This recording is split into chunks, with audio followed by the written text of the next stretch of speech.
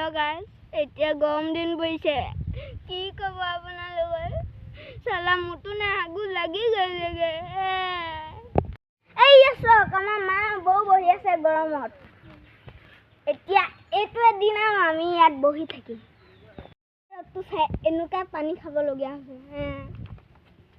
এতিয়া গাইস আমি পানী খাম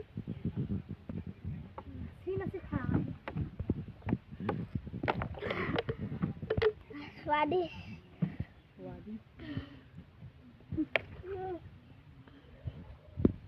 এতিয়া মুখখন ধুইহে লঙাও লগতে হাত ভৰি কেইটাও ধুই লম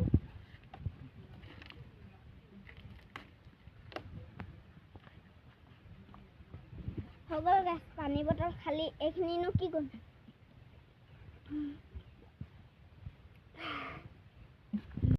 Hey guys, এটা ফাৰ্স্ট ব্লগ যদি এটো চাই ভাল পালে লাইক কমেন্ট শেয়াৰ কৰি দিব আৰু সাবস্ক্ৰাইব কৰি দিব দেই বাই